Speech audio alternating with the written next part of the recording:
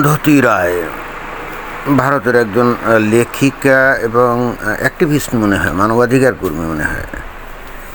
প্রায় বিভিন্নভাবে খবর টবরে আসে আর কি, বিভিন্ন সময়।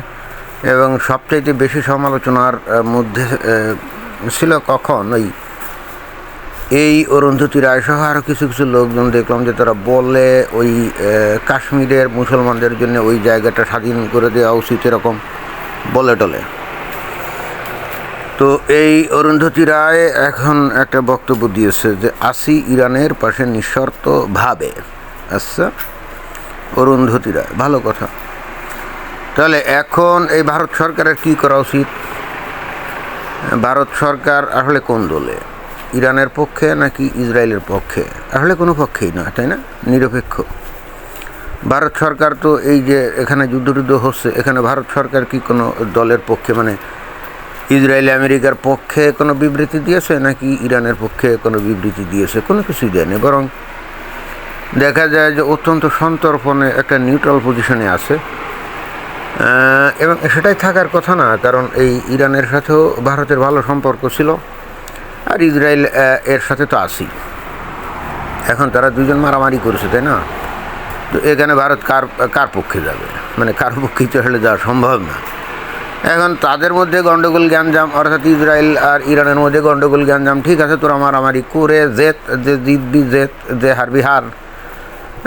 এই ভারতের স্ট্যান্ড পয়েন্ট মনে হয় এরকম, তাই না? তো কথা হচ্ছে যে অরুন্ধতী রায় তো বলে ফেলছে যে সে হলো ইরানের পাশে আছে, তাই না? তাহলে এখন ভারত সরকারের কী করা উচিত?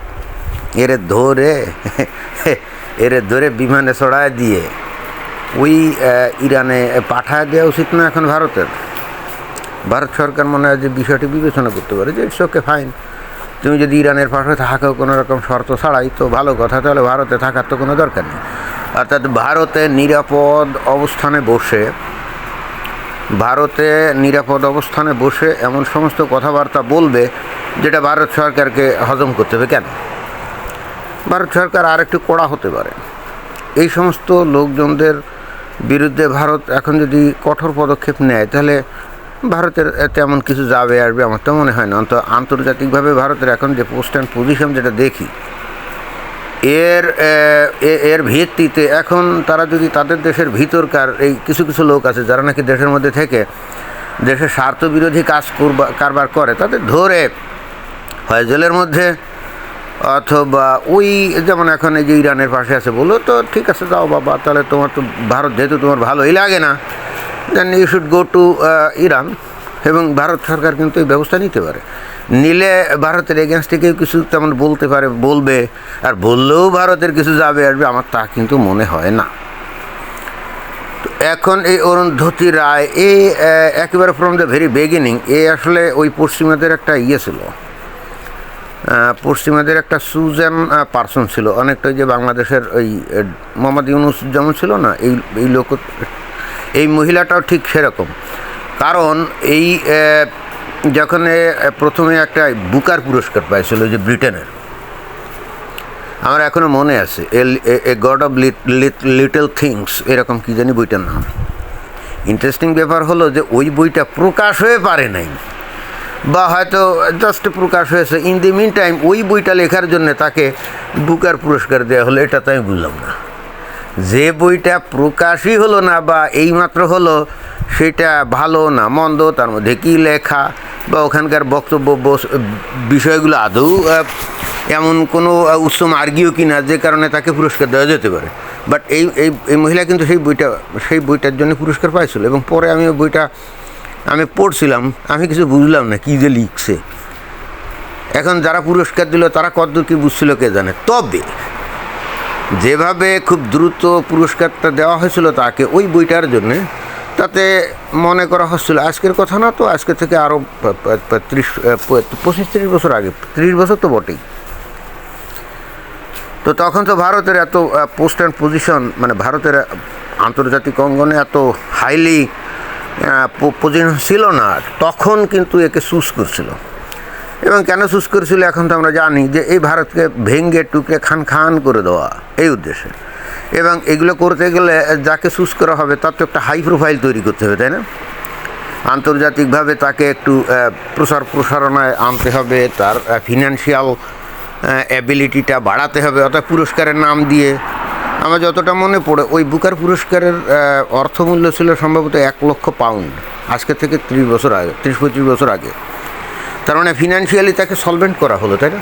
এবং এরপরে আমরা দেখলাম এই অরুন্ধতী রায় অযাচিতভাবে এমন এমন সমস্ত বক্তব্য বিবৃতি দিয়ে গেছে যেগুলো একটাও এই ভারতের পক্ষে যায়নি, অর্থাৎ অখণ্ড ভারতের পক্ষে কখনোই যায় নাই। এবং তারপরও এই ভদ্র মহিলাটা দিব্যি করে কমে খাচ্ছে। এখন মহিলার দুর্ভাগ্য এই যে 30-35 বছর আগেকার সেই ভারত তো আর এখন নাই। এখন এদের কথাবার্তা আর অত গুরুত্ব পায় না, মনে হয় যে সরকার এই জন্যে আর এদেরকে আর পাত্তা দেয় না, বিষয়টা আমার কাছে এরকম মনে হয়। তো যাই হোক, এখন সে তো আদর্শিকভাবে বলছে সে ইরানের পাশে আছে, ভালো কথা। তো যখন ওই যে মাশা আমিনী নামে একটা মেয়েকে ওই যে ঠিকঠাক মতো ওই হিজাব মাথায় দিছিল না, চুল নাকি বের হয়ে গেছিলো, তখন পুলিশ তাকে ধরে নিয়ে পিটিয়ে রেপ টেপ করে তারপরে মেরে ফেললো, তাই না? তো তখন এই অরুন্ধতী রায় কার পক্ষে ছিল আমি অবশ্য জানি না। এবং এ মাশা আমিনী যখন মারা গেল তখন মেয়েরা তো রাস্তায় নেমে এসে আন্দোলন করলো, তাই না? তো সেই আন্দোলনে একেবারে রীতিমতো কুত্তা শিয়াল ওই পাখি মারার মতো গুলি দিয়ে এই IRGC তাদের মারছিল, কমসে কম 500 মেয়েদেরকে মারছিল।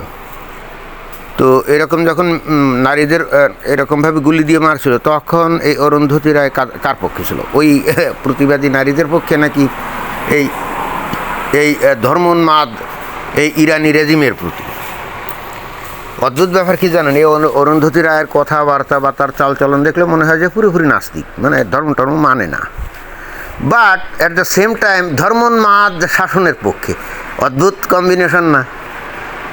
এটা আমার কাছে খুবই ইন্টারেস্টিং লাগে। এই পর্যন্ত আমিও দেখছি যারা নাকি আসলে নাস্তিক টাইপের, এটাও মনে করেন যে বামপন্থী টাইপের, হ্যাঁ, এরা অলওয়েজ এই যে উগ্রবাদী ফ্যানাটিক ধর্মীয় গ্রুপগুলোর প্রতি তাদের একটা ভয়ঙ্কর একটা সফট কর্নার থাকে। অথচ মজার ব্যাপার হচ্ছে ওই উগ্রবাদী ধর্মীয় গোষ্ঠী হাতের কাছে পাইলে এই সমস্ত তথাকথিত বামপন্থী নাস্তিকদের একেবারে সাথে সাথে কল্লা ফেলে দিবে। হ্যাঁ, এটাই। এখন এইটারে কি বলে, মানে ওই যে কি একটা সিনড্রোম বলে, সুইডেন সিনড্রোম না কি জানি একটা বলে না, যে নিজের অত্যাচারীকে ভালোবাসে, এটার কি সুইডেন সিনড্রোম এই ধরনের কী জানি একটা টার্ম আছে। তো অরুন্ধতী রায় কি ওই কিসিমের কিছু নাকি? যাই হোক, কথা তো এখন বলে ফেলছে, ইরানের পক্ষে সে আছে। কিছুদিন আগে ইরানে যখন গণ আন্দোলন শুরু হয়েছিল ওই ইসলামী রেজিমের পতনের জন্যে, তো প্রায় 10-15 জন মানুষকে তো মেরে ফেলছে, তাই না? তো তখনও এই অরুন্ধতী রায় কার পক্ষে ছিল? আর এখন যে ইরানের পক্ষে গেছে এ যুক্তিটা কি? মানে ইরানের পক্ষে যে গেল তার পিছনে কি যুক্তি থাকতে হবে না? আমি জানি না কী যুক্তি সে দিয়েছে, বাট তার এই স্ট্যান্ড পয়েন্টটা তাকে একটা ফালতু মহিলা হিসেবেই আসলে গণ্য করবে, আমার কাছে এটাই মনে হয়। এবং আগের মতোই অরুন্ধতী রায়টা এরা তো আর অত পাত্তাও হয় না, পায় নাকি? এদেরকে এখন ফালতু হিসেবেই গণ্য করে, ভারত সরকারও করে, ভারতের লোকজনও মনে হয় করে। আগের মতো অত সেই VIP স্টেট আছে, বিভিন্ন জায়গায় যাইতো ঘুরতো ফিরতো, সেই দিন আছে নাকি? জানি না। ধন্যবাদ।